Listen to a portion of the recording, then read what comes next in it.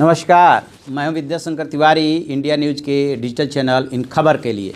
और लोकसभा सीटों की श्रृंखला में हम बात करेंगे गोपालगंज की। गोपालगंज के बारे में कहा जाता है बिहार की ये सीट है कि ये गंडक, गन्ना और गुंडों से घिरा हुआ सीट है। पहले ये सामान्य सीट हुआ करता था, लेकिन 2008 के परिसीमन के बाद ये सीट जो है आरक्षित हो गई और 2009 में यहाँ से जो जीते थे वो जेडीयू के पूरनमासी राम जीते थे। और 2014 के चुनाव में जब मोदी की आंधी चली तो यहाँ से जनक राम जीते बीजेपी के।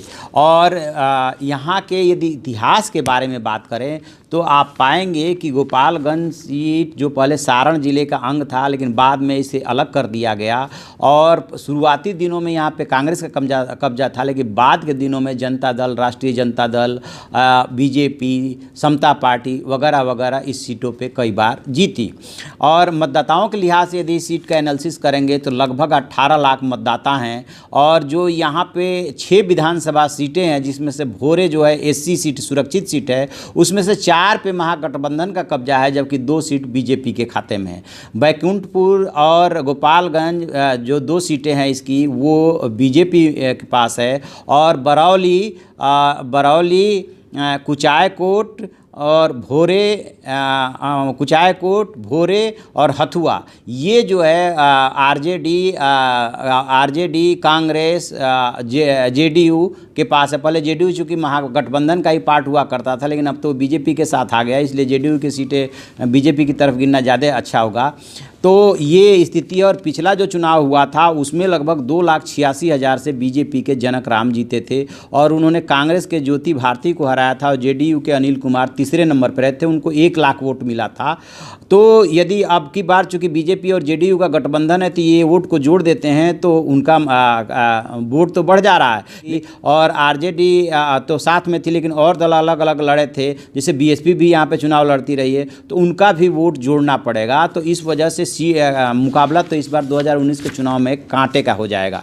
और जहाँ तक दावेदारों की बात है तो दावेदारों में इस बार हम के जो मुखिया हैं जीतन राम मांझी, और चूंकि ये सुरक्षित सीट है तो वो गठबंधन की तरफ से दावा ठोक रहे हैं। और दूसरी तरफ जो एनडीए है, एनडीए में पिछली बार की तो ये सीट मिली थी बीजेपी को, लेकिन अब बीजेपी, जेडीयू और लोजपा यानी कि जो रामविलास पासवान की पार्टी है उसका गठबंधन है। तो जब काफ़ी समय पहले की बात है, यहाँ पर रामविलास पासवान के बेटे चिराग पासवान जब इस गोपालगंज में गए थे तो वहाँ पर एक सम्मेलन हुआ था। उस सम्मेलन में ये मांग उठी थी कि आप यहाँ से चुनाव लड़िए, क्योंकि आपका लड़ना यहाँ से जरूरी है, आसपास के सीटों पे इसका प्रभाव पड़ेगा। तो उधर से यानी कि महागठबंधन की तरफ से जीतन राम मांझी की दावेदारी है और इधर से चिराग पासवान को लेकर के मांग उठ रही है। हालांकि चिराग पासवान उधर जाएंगे कि नहीं जाएंगे इसमें डाउट इसलिए कि उनकी परंपरागत सीट कोई और है, वहाँ से वो लड़ना चाहेंगे। इसके अलावा जो है जो भोरे विधानसभा सीट है वो कांग्रेस के पास है और वो वहाँ से अनिल कुमार राम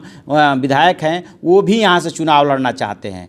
तो आरजेडी क्या नाम है, कांग्रेस की भी अपनी दावेदारी है। उधर राजद के प्रदेश महासचिव प्रमोद राम हैं, वो भी जो है जनसंपर्क कर रहे हैं। तो अलग अलग दलों की अलग अलग दावेदारी है। चूँकि पिछले चुनाव में जेडीयू से यहाँ पे जेडीयू से अनिल कुमार लड़े थे, हालांकि अब तो जेडीयू से अनिल कुमार जो है साथ आ गए हैं बीजेपी के। तो देखने वाली ये बात होगी कि ये सीट किसके खाते में आती है, बीजेपी के खाते में कि जेडीयू के खाते में। एक बात ठीक इसी तरह से महागठबंधन की तरफ देखना पड़ेगा कि ये सीट जो है हम के पास आती है, आरजेडी के पास आती है, ये देखने वाली बात होगी। तो पूरा समीकरण तो तभी पता चलेगा जब सीट डिक्लेयर हो जाएगी किसके खाते में और कैंडिडेट डिक्लेयर हो जाएंगे। लेकिन फिलहाल जो है इस सीट पर दावेदारी का दौर चल रहा है। तो जो भी समीकरण बनेगा, जो भी स्थितियां साफ होगी जैसे ही, तो हम अपडेट लेकर के फिर एक बार आपके पास हाजिर होंगे। आप हमारे चैनल डिजिटल चैनल इन खबर को देखिए, उसे लाइक कीजिए, शेयर कीजिए और कमेंट बॉक्स में जा कर के अपना सुझाव ज़रूर दें। Thank you.